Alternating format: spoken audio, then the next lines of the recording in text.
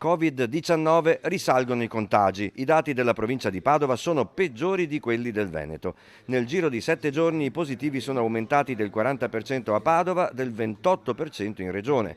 I nuovi positivi sono cresciuti in una settimana del 29%.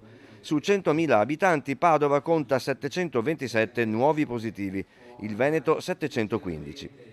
Per questa voce siamo tornati ai valori di luglio, annuncia l'azienda ospedaliera di Padova. Cosa dobbiamo aspettarci nei prossimi giorni? Un continuo aumento delle positività, sia come casi attualmente positivi, sia come nuovi casi di giorno in giorno. L'andamento è quello che avevamo ipotizzato, vedremo un aumento delle positività nei mesi appunto di ottobre e novembre, poi spero insomma ci sia il calo, ecco, nel solito lo sviluppo dell'epidemia ha questo andamento, insomma, no? Salita, plateau, discesa nel giro appunto di 30-45 giorni.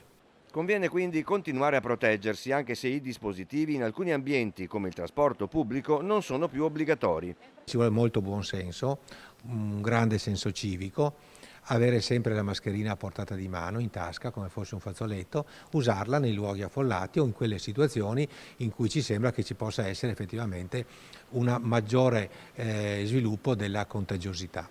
A fine mese scatterà anche la campagna vaccinale contro l'influenza. Quest'anno viene consigliata dai 60 anni in su per la sovrapposizione che ci sarà con il Covid. Il fatto che andiamo verso una stagione autunnale, poi invernale, dove l'influenza si associa alla possibilità di sviluppare appunto anche il coronavirus, è chiaro che ci porta a dire misure di prevenzione importanti, e le misure di prevenzione importanti sono date dai vaccini, quindi vacciniamoci contro l'influenza, completiamo là dove abbiamo fatto il ciclo vaccinale, facciamo la terza, facciamo la quarta dose, perché sono importanti